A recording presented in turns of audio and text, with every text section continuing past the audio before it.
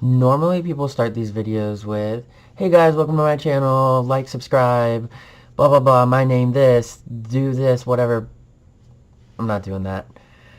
I know you guys, some of you might know me, some of you don't. Doesn't really matter quite yet. We'll get into that later. Um, all you need to know right now is that I am just a simple guy with a story to tell. I kind of like churches, if you've ever been a part of church. If you haven't, that's fine. You'll still be able to relate to this, but churches usually do these things called series, and for a certain amount of weeks, a church usually goes through a topic and goes through it as a church, reads about it, learns about it, grows in it, stuff like that. And that is what I am bringing to you guys. This is, I guess, my intro, and I have something that most people don't think of to talk about. I also don't have script, don't have anything. I'm just kind of giving you my raw emotions here. But I want to go through a series that I have created, and I am titling it currently The Synergy Bridge.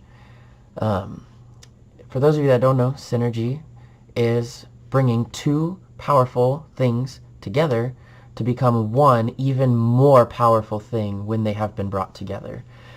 And in my life, since I was 15, have been two very powerful forces in my life tugging for me. And that was the church and the LGBT community. I know most people don't think those two go together.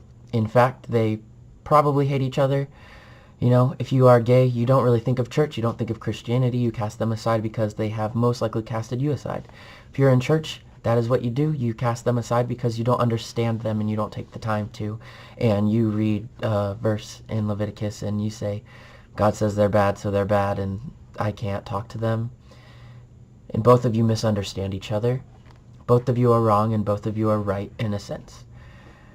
I have had 10 years on this journey to come to a place in the middle.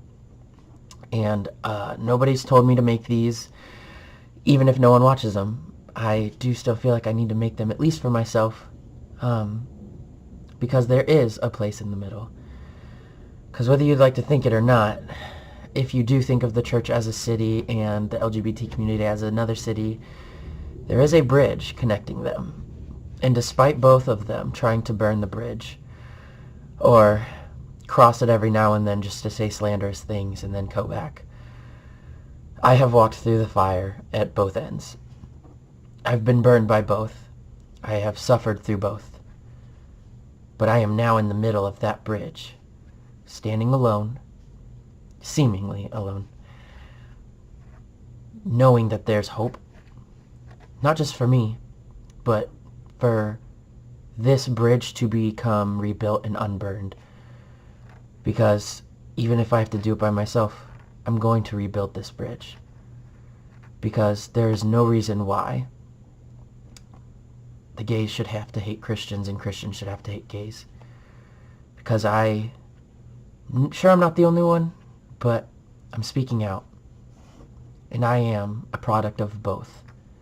I have been created by the synergy of the church and the LGBT community. Both of you powerfully tugging me in both directions. And I said, no, I don't have to be picked by both of you or one of you. I choose you both. And it's possible. And I've received many hate from both. And that's okay. It's okay to be hated in life. It's really okay. And it doesn't bother me. Because I know deep down inside, people don't understand. And for the same reason that gays hate Christians and Christians hate gays, the root of hate is fear.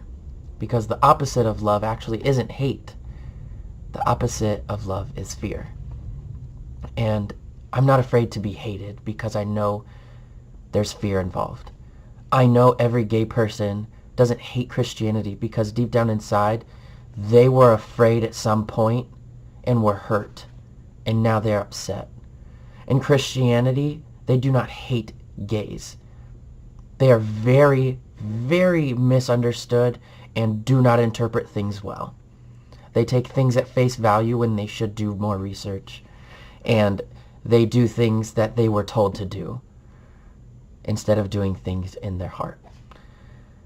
Both of you are wrong, again, but both of you are right. So I am here to rebuild this bridge. My name is Christian Hughes. I am starting the Synergy Bridge Project. I hope you enjoy my series. I'm going to go through several bridges I had to cross, because whether I am the only one on this bridge or not, I am speaking out, and I am going to do something about this, even if I'm the only one. I've had to cross several bridges. Some are going to sound silly. Some are going to be deep. If you don't want to watch, you really don't have to. So, if you are going to watch, I'm going to be very raw. Most of this is unscripted because I don't think anything will be solved by beating around the bush. So, I hope you are ready because we are going to start crossing a bunch of bridges. Bridges like, what does it actually mean to be gay? What does the word gay mean? Things like, what does it mean to be a Christian? What does the word Christian mean? We're going to be talking about things like mental health. We're going to be talking about things like reading our Bible and studying it. We're going to be talking about love. What is love actually?